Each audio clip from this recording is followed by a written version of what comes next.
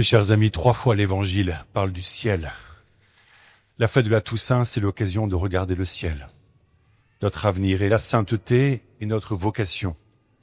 J'aimerais vous parler de la sainteté, de qui sont les saints, et puis de finir sur cet merveilleux évangile des béatitudes.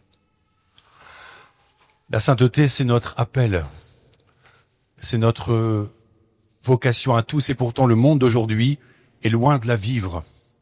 Le monde est pris par l'individualisme, la consommation, la sécularisation.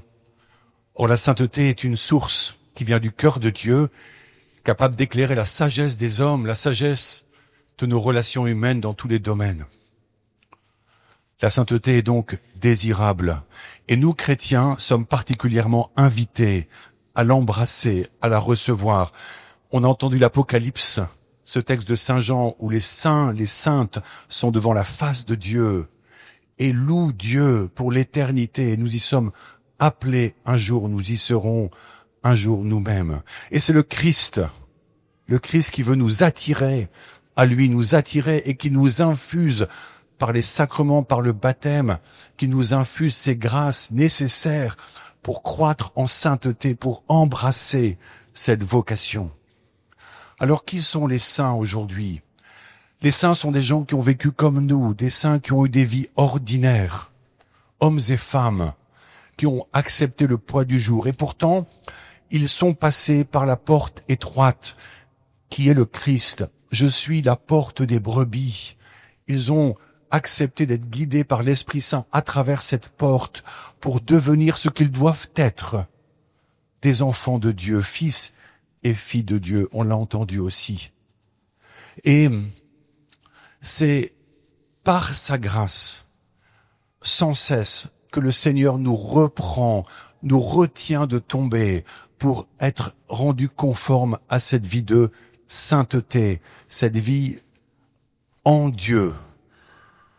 Au fond, parfois nous voyons ces très grandes figures de saints, et ils sont et elles sont merveilleuses, ces figures de saints qui nous édifient, nos grands saints patrons, Saint François, Saint Benoît, etc. Mais quelque part, ils nous paraissent tellement au-dessus que nous sommes impressionnés, et peut-être avons-nous le sentiment que cette sainteté-là n'est pas atteignable. Le saint que nous devons être est celui qui, dans le quotidien, voit qu'il y a toujours cette part d'humanité, capable de fleurir même quand le monde est inhumain, même au cœur des guerres ou des violences faites à l'homme. Cette part de sainteté, cette part d'humanité, petite un peu à l'image de cette graine de moutarde dont parle Jésus, est capable de grandir, de fleurir, de faire un arbre. Et c'est ce qu'ont vécu des saints comme Sainte Thérèse de Lisieux, qui faisait de chaque petit acte d'amour un pas vers la sainteté. Un auteur russe qui s'appelle Vassili Grossman disait « La petite bonté, celle que l'un et l'autre peut faire au quotidien pour un proche, la petite bonté, toute simple. » Le pape François disait, il parlait des saints de la porte d'à côté, ceux qu'on ne voit pas, mais qui sont là au quotidien, à côté de nous, qui font du bien et qui bâtissent cette église de sainteté que nous devons être, petite pierre par petite pierre, jusqu'à être un grand espace de vie et de sainteté. Bien sûr, chacun de nous, et les saints l'ont fait, le vit en fonction d'une histoire, d'une géographie, d'une époque, avec ses charismes. Au fond, c'est un peu comme les vitraux qu'on voit ici, qui sont magnifiques. Chacun, à sa façon, reflète la lumière du soleil par une couleur, par une forme. Les saints se sont laissés traverser par la lumière divine, par sa grâce, et ont reflété cette grâce avec leur charisme.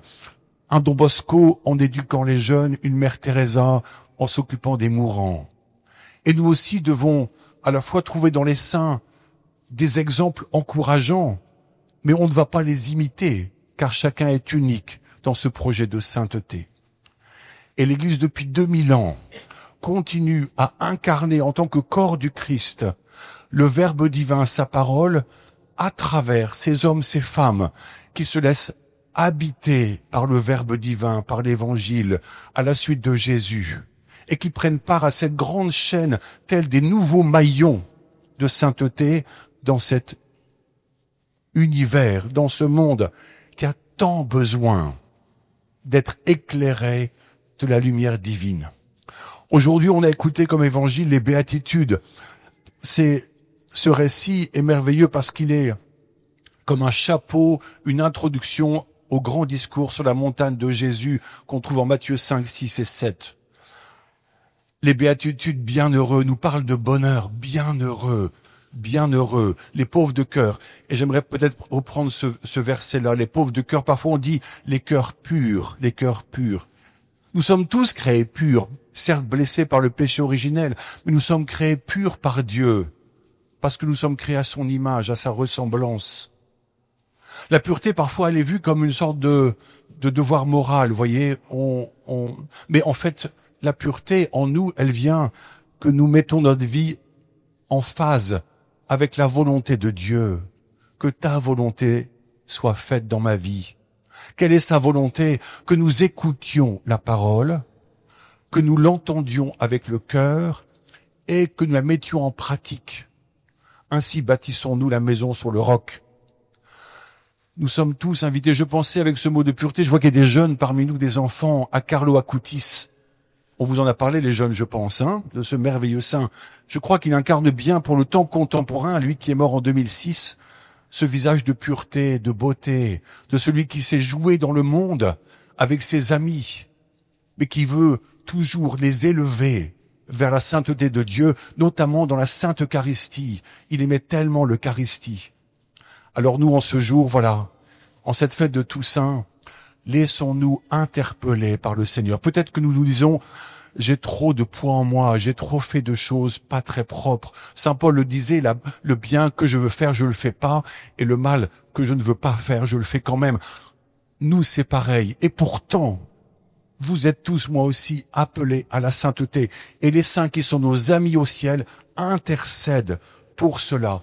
Ainsi, l'Église pourra manifester au monde l'amour du Seigneur, transmettre l'évangile, la parole de vie et conduire tous les hommes et toutes les femmes au salut qui est le chemin pour un jour dans la gloire de Dieu, bénir Dieu et chanter ce chant qu'on prendra dans quelques instants. Saint, Saint, Saint, le Seigneur. Amen.